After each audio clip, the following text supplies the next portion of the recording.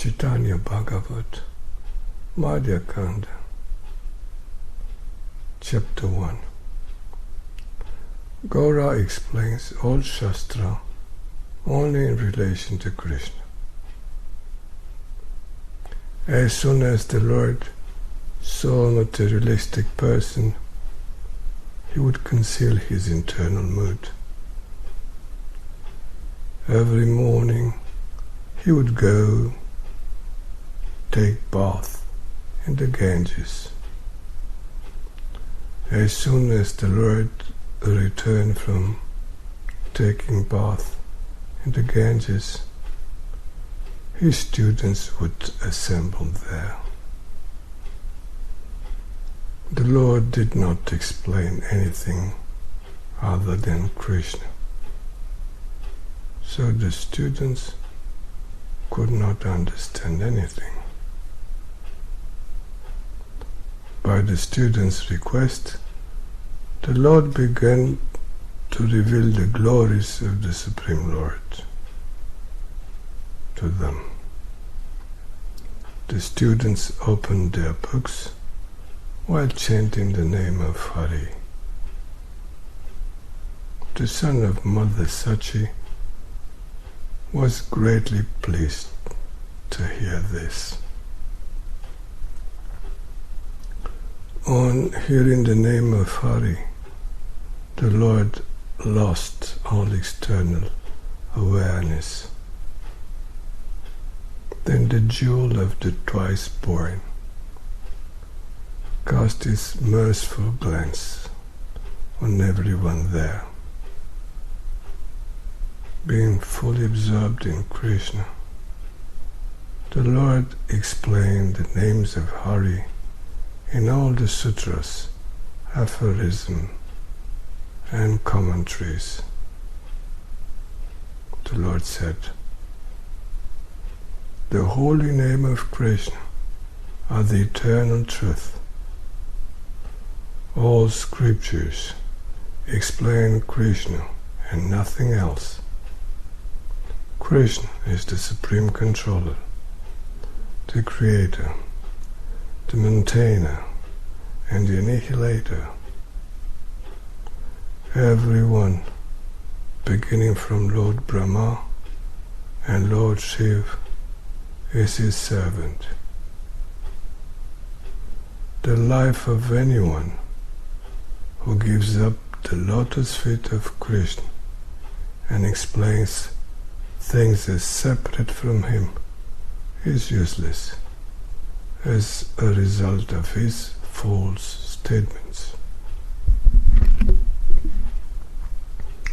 The philosophies in all scriptures, headed by the agamas and Vedanta, describe the wealth of devotion to the lotus feet of Kṛṣṇa.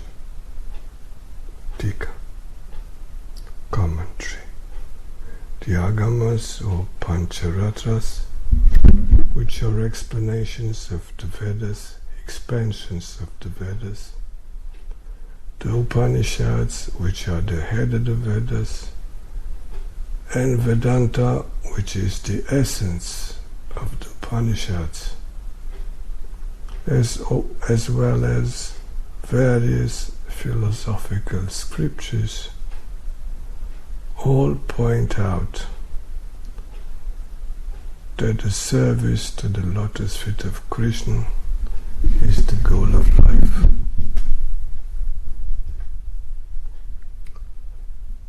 Back to Caitanya Bhāgavata. The Lord said, "Teachers bewildered by the illusory energy of Kṛṣṇa give up the devotional service of Kṛṣṇa and take to other paths. Lord Kṛṣṇa is the ocean of mercy, the life and soul of the universe, the lover of his servants, and the darling son of the cowherd Nand. Even if one studies all the scriptures, if he has no affection or inclination for the name of Kṛṣṇa, he is certainly degraded. If a poor fallen person takes to chanting the holy names of Kṛṣṇa, he attains the abode of Kṛṣṇa, in spite of having many faults.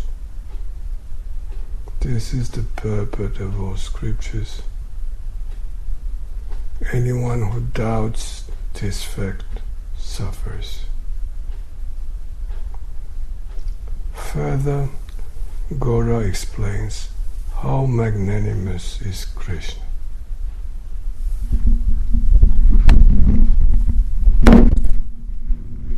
Anyone who explains the scriptures without referring to the worship of Kṛṣṇa is a fallen soul who does not know the purport of the scriptures.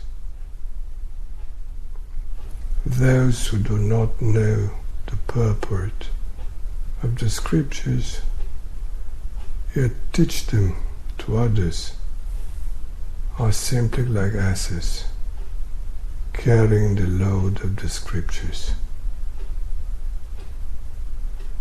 People obtain death and destruction through such study of the Vedas,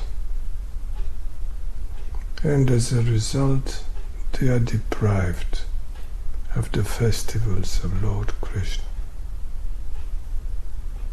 The Lord awarded liberation to Putana, yet people still live aside Kṛṣṇa to meditate on others.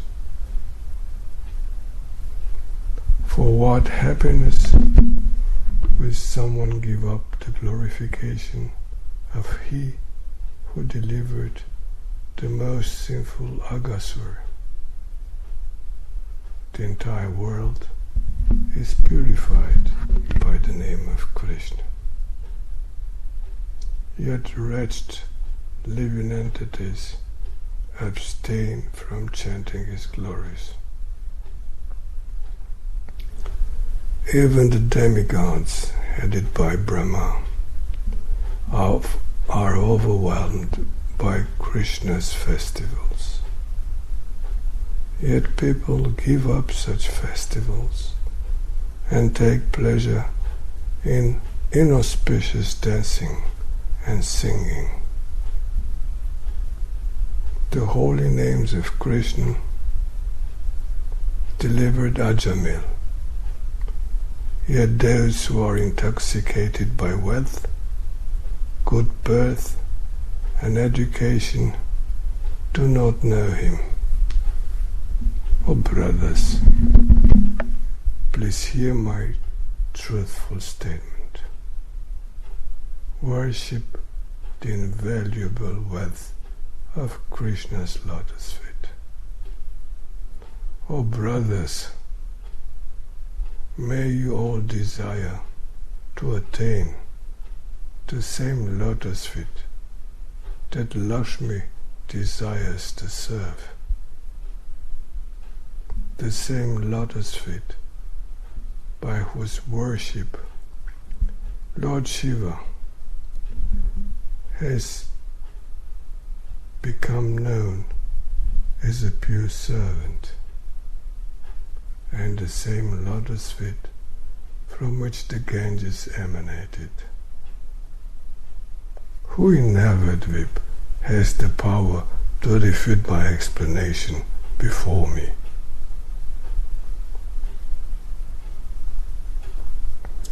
Now Vishvambara explains who is qualified for the supreme spiritual Param Brahma. Explanations. Who is qualified for the supreme spiritual explanations? Vishvambara is the supreme spiritual and the personification of transcendental sound. Therefore, whatever he explains is the supreme truth. The students were captivated as they heard the Lord's explanations with undivided attention, and the Lord also became overwhelmed while he explained the truth. Every word inherently establishes Kṛṣṇa as the supreme truth. So there is no wonder that the Lord should explain in this way. After a while, Vishvambara regained his external awareness. Feeling somewhat embarrassed, he began to inquire, "How was my explanation of the Shastra, of the Sūtras today?" The students replied, "We have not understood anything. You explained every word simply in relation with Kṛṣṇa. So who is the proper candidate for understanding your explanations?" Vishvambara smiled and said, "Listen, brothers, pack up your books for today and let us go take bath in the Ganges." Being instructed by the Lord, the students packed up their books and went with him to take bath in the Ganges. As Lord Vishvambara sported in the Ganges, it appeared that the full moon was rising from the middle of the ocean. Vishvambara sporting in the waters at the Ganges was seen by the most pious inhabitants of Madhya.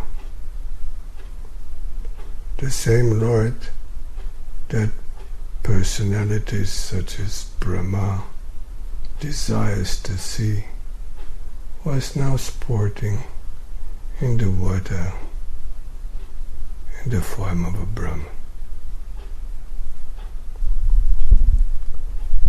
All those persons